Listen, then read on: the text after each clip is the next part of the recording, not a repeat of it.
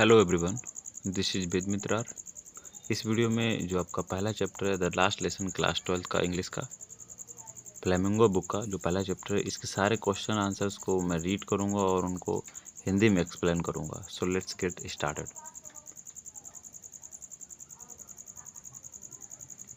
तो जैसा कि आपका क्वेश्चन एक्सरसाइज जो दिया गया है पेज नंबर 2 पे, ये कुछ बर्ड्स हैं, इनका आपको मीनिंग दिया गया, तो इनको देख लीजिएगा। फिर आपका यहाँ से क्वेश्चन नंबर 1 जो शुरू होता है, that is this: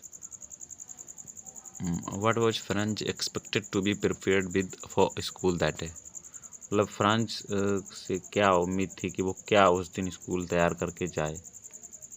so answer है that day France was expected to be prepared with the lesson on participles. तो उस दिन फ्रांस से ये उम्मीद की जाती थी स्कूल की तरफ से या स्कूल टीचर की तरफ से कि वो पार्टिसिपल्स पे लेसन तैयार करके जाए। ये उससे एक्सपेक्टेड था, ये उससे उम्मीद थी स्कूल को या स्कूल टीचर को। Second question: what did France notice that was unusual about the school that day. मतलब फ्रांस क्या नोटिस करता है कि कुछ बिल्कुल अलग है स्कूल को लेकर के उस दिन। तो that day France notice that absence of routine commotion caused by the opening and closing of the desk, repeating of lessons in unison and rapping of the teacher's ruler on the table। तो उस दिन क्या होता है, France notice करता है कि जो एक नॉर्मल जो रूटीन में रहता था कमोशन, मतलब लोग हसल बसल या आने जाने की आवाज़, जो कि डेस्क खोलना, जैसे क्लासरूम में स्कूल चले तो डेस्क का खोलना, वो सब शोर, या रिपीटिंग ऑफ लेसन्स, कहीं कोई पढ़ाई हो रही है तो रिपीट किए जा रहे हैं लेसन्स, और टीचर्स के रूलर का जो मतलब टेबल पे पटकना, उस तरीके की आवाज़ें भी नहीं थी। The usual hustle bustle was replaced by the strange stillness that was the characteristic of school on a Sunday morning। तो ये खास थी कि वो बिल्कुल शांत सा था कुछ। वैसे तो थोड़ी सी चहलकदमी या शोरगुल ये सब होता था, स्कूल चल रहा होता था, क्लासेस में कहीं यहाँ पे रिवीजन हो रहा लेसन का, तो ये सब कुछ था।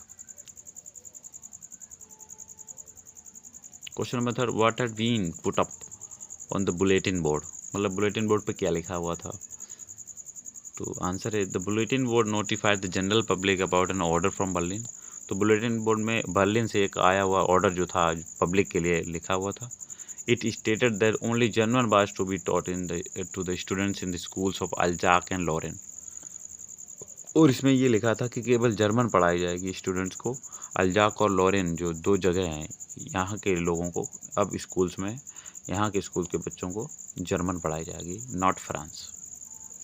तो फ्रेंच लैंग्वेज नहीं पढ़ाएगी, अब यहाँ पे जर्मन पढ़ाई जाएगी, ये आ गया था ऑर्डर वहाँ पे। Question number 4: what changes did the order from Berlin cause in the school that day.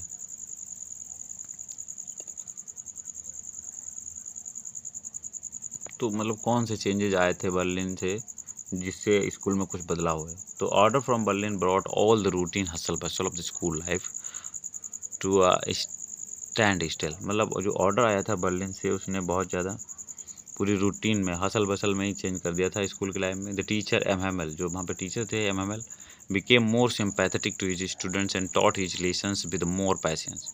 फिर उन्होंने और पैशंस और धैर्य के साथ में और धैर्य के साथ पढ़ाया था उस चैप्टर को।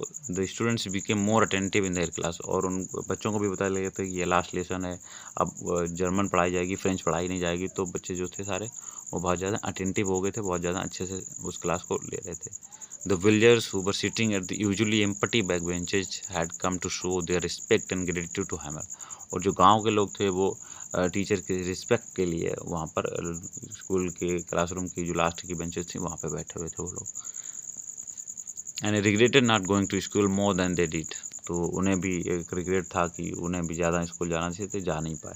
The order also broad about great change in the feeling of the people towards in the country and there native language. और इस वजह से क्या हुआ कि लोगों का जो नेटिव लैंग्वेज थी, जो मातृभाषा कह लो या लोकल भाषा थी, उसको लेकर के बहुत बड़ा चेंज आया। And there was general sadness about not being able to utilize the opportunity of learning French when it was easily accessible. और एक बहुत बड़ा दुख था उनकी लाइफ में क्योंकि वो जो भाषा फ्रेंच थी जिसको वो अच्छे से सीख सकते, जिसमें अवसर थे उनके लिए, और जो अच्छे से वो एक्सेस कर सकते थे, जिसको पा सकते थे, वो मुश्किल हो गया था, वो नहीं हो पा रहा था। Now we have next question, question number 5। How did French feeling about M Hamel and school change? मतलब फ्रेंच की एम हैमल जो कि उसके टीचर थे, उसको लेकर के उसकी फीलिंग्स कैसे चेंज हुई, और स्कूल को लेकर भी। तो Franz was shocked when M. Hamel told the students about the order from Berlin and that it was their last French lesson. French shocked हो गया जैसे ही उसे पता चला कि एम हैमल ने उसको बताया कि सारे स्टूडेंट्स को वहीं पे बैठा था फ्रेंच, उसने जैसे ही देखा कि एम हैमल ने बताया कि ये उनका बर्लिन से एक ऑर्डर आया है और फ्रेंच का ये लास्ट लेसन है। He forget about his teacher's ruler and crankiness, और जो चिड़चिड़ापन टीचर का था या जो टीचर का रूलर था वो सब भूल गया। He developed a fondness for M Hamel at the troubling idea of being separated from him forever, और उसे बहुत दुख हुआ इस बात का कि एम हैमल से वो हमेशा के लिए अब अलग हो जाएगा, क्योंकि वो तो फ्रेंच के टीचर थे, फ्रेंच पढ़ाते थे, जर्मन पढ़ा नहीं पाते शायद। तो वो अचानक से ही उसके मन में एक आदत सी, शौक सी या प्रेम कह लो टीचर के लिए वो उमड़ पड़ा। He understood the pain and agony his teacher was undergoing, और शायद ये फ्रेंच भी इस बात को समझ पाया था, दर्द को, कि किस दर्द से उसका टीचर भी गुजर रहा होगा। And he became more sympathetic towards his teacher, और वो अपने टीचर को लेकर के बहुत ज़्यादा सिंपैथेटिक हो गया था, मतलब सहानुभूति अब उसे आई थी कि अरे अब तो चलेंगे। पहले नहीं पसंद करता था, कुछ रोज़ पढ़ाना, रोज़ चिल्लाना, रूलर लिए रहना पसंद नहीं कर रहा था, लेकिन जब ऐसे पता चला कि वो उसने सही से पढ़ा भी नहीं और टीचर उसका हमेशा के लिए जा रहा है, तो उसे बहुत ज़्यादा सिंपैथी फील हुई टीचर के लिए कि अरे वो जा रहे हैं, मैंने पढ़ भी नहीं पाया और अब तो जर्मन पढ़ाई जाएगी, मेरे पास चांस था, I had chance missed. And his school too, और उसका स्कूल भी now carried a different meaning. His books and lesson seemed old friends home who couldn't give up, और पहले तो उसे किताबें अच्छी नहीं लगती थी, लेकिन अब उन किताबों को छोड़ पाना उसके लिए बहुत मुश्किल था। He realised with pain how much French mean to him and regretted not being attentive to in his classes earlier, और उसे बहुत ज़्यादा पछतावा हुआ कि पहले वो क्लासेस में, पहले की क्लासेस में वो उसने कभी ध्यान ही नहीं दिया। सडनली ही fell that difficult concepts had never actually been difficult, और फिर उसे अचानक से ये भी रियलाइज होता कि जो भी डिफ़िकल्ट कॉन्सेप्ट्स होती थी, जैसे कि पार्टिकल्स ले लो या कोई भी और टॉपिक ले लो, तो उन सब चीज़ों को जो पढ़ाया गया था उसे पहले लगती थी डिफ़िकल्ट, लेकिन अब डिफ़िकल्ट नहीं उसे महसूस हो रही थी, जब उसे ऐसा लगा कि अब तो पढ़ा ही नहीं जाएगा। Now the next question number है, the people in this story suddenly realise how precious the language is to them, मतलब जो अचानक से लोगों को ये रियलाइज होता है कि उनकी लैंग्वेज उनके लिए कितनी इंपॉर्टेंट है। व्हाट शोज यू दिस, इससे आपको क्या पता चलता है, ये आपको क्या बताता है। व्हाई डज दिस हैपन, और ऐसा क्यों होता है। आंसर है इसका, the crowd surrounding the bulletin board, the presence of the villagers in the class, the silence and the praise of the routine hustle and bustle of the school, the emotions, the great ML and French, representing that of the teacher, the student community respectively, were all indicators of the realization of the importance of the language to them. तो जो crowd वहाँ पे थी bulletin board के पास में, और जो लोग स्कूल में भी आ गए थे, और वो जो शांति थी, साइलेंस थी, जो रूटीन नॉर्मली जो शोरगुल होता था पढ़ाई का या रूलर का टेबल पे पटकने का, वो सब कुछ नहीं था, बिल्कुल शांति हो गई थी। एंड इमोशंस सब में आ गए थे, सब लोग इमोशनल हो गए थे, चाहे वो टीचर एम हैमल हो चाहे फ्रेंच हो, सबको। और जो पूरी कम्युनिटी थी वो टीचर स्टूडेंट की, सबको ये पता चल गया था, उनकी लैंग्वेज का जो इम्पोर्टेंस था वो उन्हें रियलाइज़ हो रहा था। In the story, MML says that the people realize the importance of somebody or something in their early lives very often when it is lost to them. और अक्सर कर क्या होता है, MML कहते हैं कि लोगों को कुछ भी somebody या something, मतलब कोई व्यक्ति हो चाहे कोई चीज़ हो, उनकी ज़िंदगी में उसकी इंपॉर्टेंस जब भी पता चलती है जब उसे वो खो देते हैं। Similarly it was the order from Berlin the made people realize the importance of the language, और ऐसा ही था, जो बर्लिन से ऑर्डर आया था, इसी से इसने इस ऑर्डर ने उनको रियलाइज करवाया उनकी लैंग्वेज का इंपॉर्टेंस क्या था उनके लिए।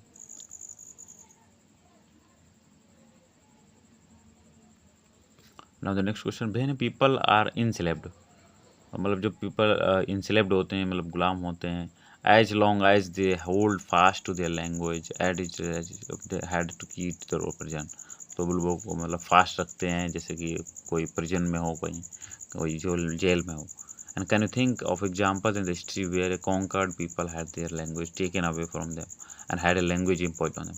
क्या तुम्हें कुछ एग्जाम्पल पता है हिस्ट्री के जहाँ पे बताया गया हो कि उनके लैंग्वेज उनसे ली गई हो और उन पर कोई दूसरी लैंग्वेज थोप दी गई हो? तो इसका एग्जांपल देखिए, यहाँ पे आंसर दिया है, some examples of the natives language taken away from its people और imposing of the language of the conqueror ah. यहाँ पे कुछ एग्जांपल दिए गए हैं जिन लोगों की लैंग्वेज उनसे ली गई थी और उन पर कोई दूसरी भाषा थोप दी गई थी जीत के उन पर। तो देखिए ए नंबर पे लिखा है, Portuguese becoming the lingua franca of Angola. English imposed on the various Celtic peoples, तो इंग्लिश जो है उन पर थोप दी गई थी सेल्टिक लोगों पे। Spanish imposed on the Basques and Catalans. Turkish impose on the Kurds, तो कुर्द्स पे तुर्किश का थोप देना ये लैंग्वेज का। तो ये कुछ एग्जांपल्स हैं।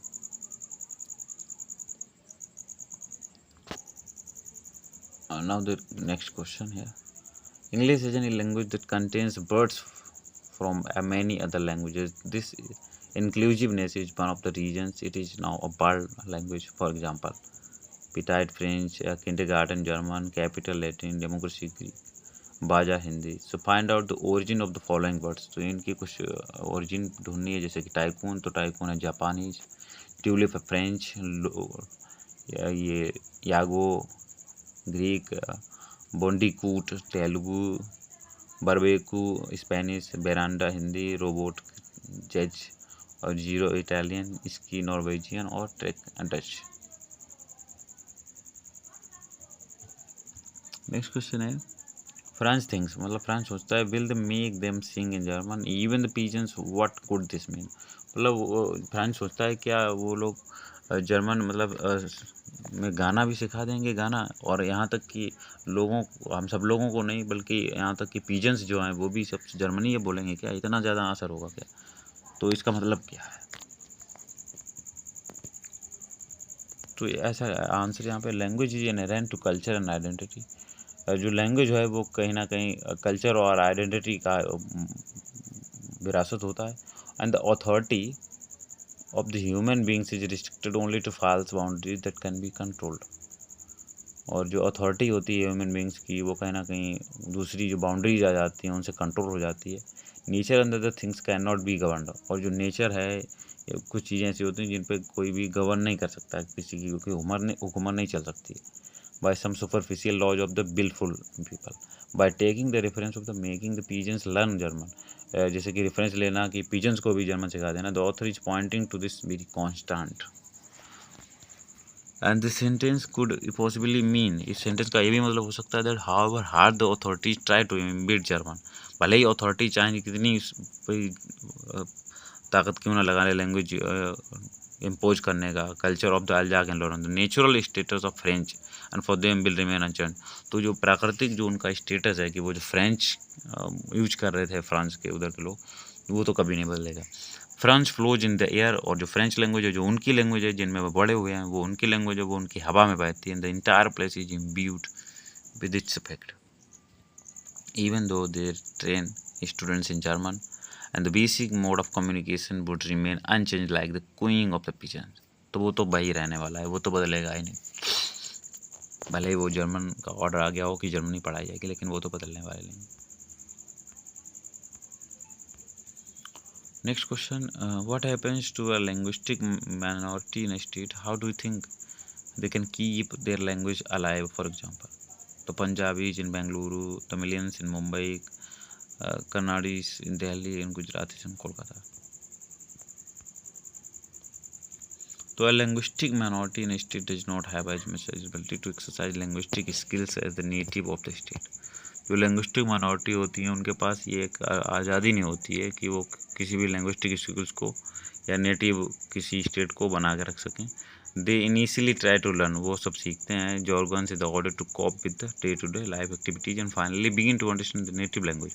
और वो कहना चाहिए जो native language होती है वो समझना शुरू कर दें। Then regular interaction से and at the workplace and the education organization, English or the link languages helps to lot to cope with the work and learning process. तो इंग्लिश या दूसरी लैंग्वेज होती हैं वो मदद करती हैं, but when it comes to understand the basic norms of the society, लेकिन जब सोसाइटी की बेसिक नॉर्म्स की समझने की बात आती है, तो इन ऑर्डर टू सोशलाइज, मतलब सोसाइटी को रन करने के लिए one does face sort of linguistic barrier during communication, तो फिर दिक्कत आती है दूसरी लैंग्वेज में बात करना, चाहे वो इंग्लिश हो या कोई दूसरी लैंग्वेज। तो हम लोगों के लिए जैसे कि हिंदी सबसे ज़्यादा बेस्ट रहती है, उस तरीके से वहाँ के फ्रांस के लोगों के लिए फ्रेंच ईजी या सबसे ज़्यादा बेसिक थी वो।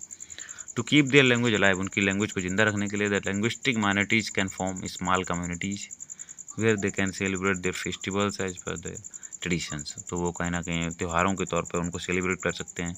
More over they can continue to speak their native language at their homes in order to make their children learn, तो वो लैंग्वेजेस को बोल सकते हैं ताकि उनके बच्चे भी सीखें। People must even try to visit their native places, लोग जहाँ के भी हों उनको अपने नेटिव जहाँ से उनका जन्म है उस जगहों पे ज़रूर विजिट करना चाहिए, रेगुलर इंटरवल के बाद, एक निश्चित समय अंतराल के बाद आते जाते रहना चाहिए, in order to stick close to their roots, तो अपनी जड़ों से काफ़ी वो जुड़े रहें।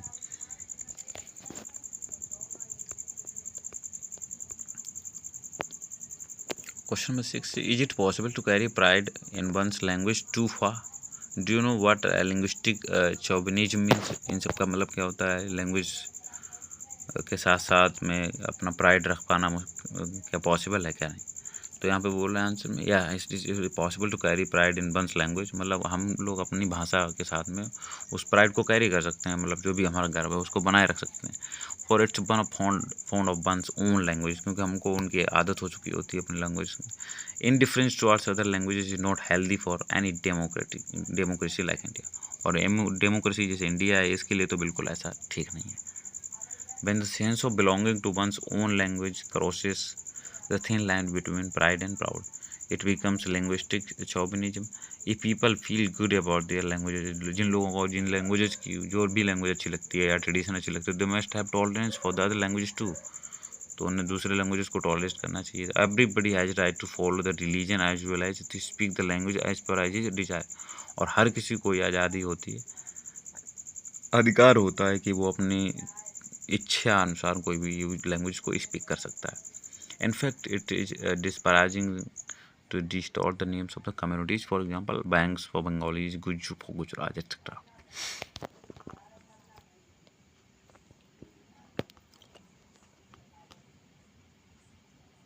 Hamel had said that he would question us on participles. So in the sentence above, the verb form had said in the first part is used to indicate as earlier past, and the whole story is narrated in the past.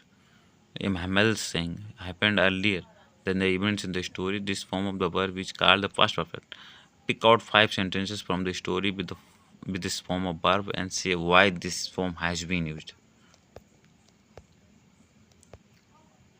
In the following sentence, 2 activities of past occurring of the different points of the time in the past are indicated, दिखाई गई हैं, and the one of the happens earlier take had plus past form of the verb, means verb की third form, while the one that follows it takes the simple past form the verb second. I had counted on the commotion to get to my desk without being seen. तो इस तरीके के कुछ sentences लिखे हैं, इनसे आप देख लीजिए, इनको कुछ एक्सप्लेन करने की कुछ खास ज़रूरत नहीं हमें लगता है। ये क्वेश्चन देखिए, notice the underline words in these sentences and tick the option that best explains there meaning.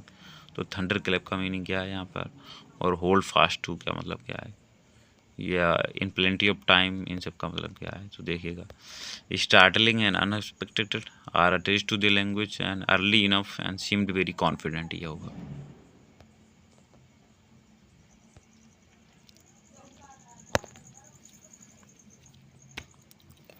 Find out about the following. You may go to the internet, interview people, consult reference books और visit library. Linguistic human rights क्या है बताइए। Constitutional guarantees for linguistic minorities in India क्या है। अब लिखा write a notice for your school bulletin board. Your notice could be an announcement for the forthcoming event or a requirement to be fulfilled or a rule to be followed. तो जैसे कि मान लो ये यहाँ पर नोटिस लिखने के लिए इस क्वेश्चन में बात की गई, तो लिखा future vision public school Delhi पहले ऑर्गेनाइजेशन का नाम लिखा गया था, फिर नोटिस और फिर ये डेट और फिर ये टॉपिक नेम। तो स्पोर्ट्स डे के लिए यहाँ पे बता दिया गया है। तो कह दिया गया है कि the school has decided to celebrate its annual sports day on 25th of July 2012. All those interested to participate in the various sports activities requested to the game names to their respective class teachers. अपने class teacher को नाम दे दें जिनको interest है। तो ये पूरा notice लिखा है, इसको आप लिख सकते हैं। तो given below is a survey.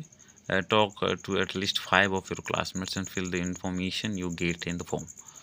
तो ये कुछ लिखे हैं, languages you know, home language, neighbourhood language, city town language, school language. तो ये कुछ चीज़ें इनको आप फिल कर सकते हैं। नेक्स्ट क्वेश्चन है, write paragraph about 100 words arguing for against having to study 3 language at school. मतलब उसके पक्ष में और विपक्ष में दोनों ही, फॉर का मतलब होता है फेवर में और अगेंस्ट का मतलब होता है उसके विरोध में कुछ लिखना है। तो लिखा है, knowledge of additional language gives an edge. तो जो नॉलेज है एडिशनल लैंग्वेज का, इससे कहीं ना कहीं फ़ायदा ही होता है। Makes a person more competitive in today's fast paced world. और ये जो आज का जो दुनिया है बहुत भागदौड़ वाला है, तो इसमें ज़्यादा कम्पिटिटिव बन जाता है इंसान और अच्छा बन जाता है। Better employment opportunity with fluency in foreign language.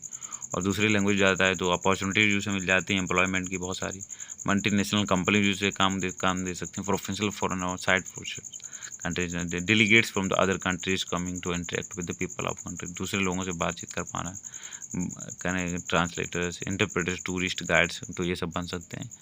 And preservation of culture and traditional through the native language. और against students are already burdened with 2 language. कहा गया कि स्टूडेंट पे ऑलरेडी 2 लैंग्वेज का मतलब बोझ है। No need for a third language, तीसरी लैंग्वेज की जरूरत ही नहीं।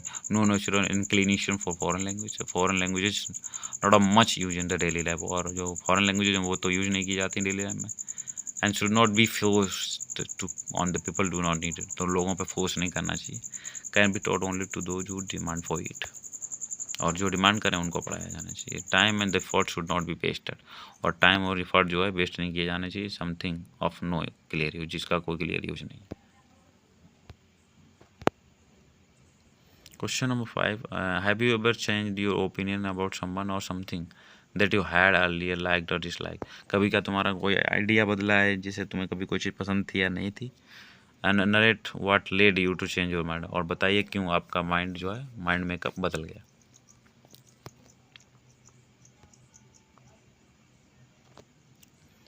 लिखा है, think about something that you hated earlier but hate no more. मतलब पहले आप हेट करते हो किसी चीज़ से, अब नहीं हेट करते हैं, आपका आइडिया बदल गया हो, क्यों।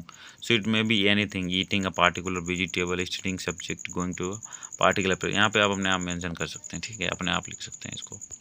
तो इसको एक्सप्लेन करने कोई मतलब नहीं। आई होप ये आपको वीडियो अच्छा लगा होगा। अगर ऐसे ही और चाहिएगा तो do not forget to comment in the comment box. Thank you so much.